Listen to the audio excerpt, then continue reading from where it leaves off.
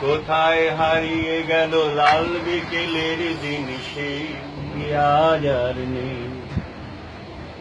লক্ষণ রামে তেরে যাক তৃণমূলে নেই তারা আজ কোনো খবরে। খাদ্যের মন্ত্রী কলিম সাহেব আজ ঘুমিয়ে আছে তার খবরে। পার্টিকে ভালোবেসে আলফাল বকে সে পাগলা গারদে আছে সূর্যোদয়।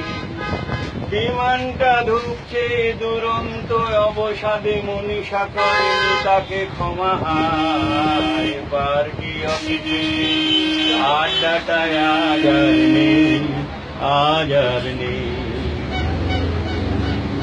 বৃন্দাই সব থেকে সুখে আছে প্রকাশ চালিয়াতে স্বামী তার।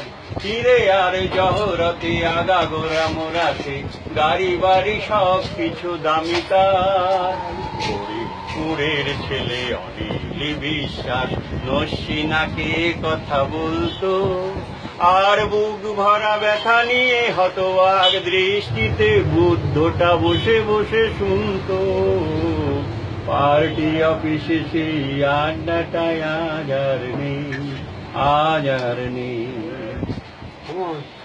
একটা টেবিলে সেই ৩-৪ ঘন্টা বিপ্লব ধিকি ধিকি জ্বলতো। কখনো ভিয়েতনাম কখনো ইন্দিরা এই নিয়ে বিতর্ক চলতো। ঝড় বৃষ্টিতে যেখানেই থাকি ধান্দা সেরে ঠিক ফিরতাম। ৪টায় শুরু করে জমিয়ে আড্ডা মেরে ৭:৩০টায় ঠিক উঠতাম। পার্টি অফিসে সেই আড্ডাটায় আজ আর নেই, আজ আর নেই। কবি কবি চেহারা কাঁধেতে ঝোলানো ব্যাগ মুছে যাবে ঋতব্রত নামটাই। একটা নেতাগিরি কেউ তার মানে না, পেল না সে দালালির দামটাই।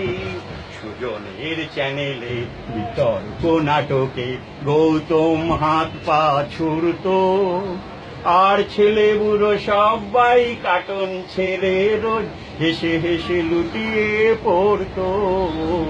পার্টি অফিসে সেই আড্ডাটায় আজ আর নেই, আজ আর নেই। পরেরটা সাধারণ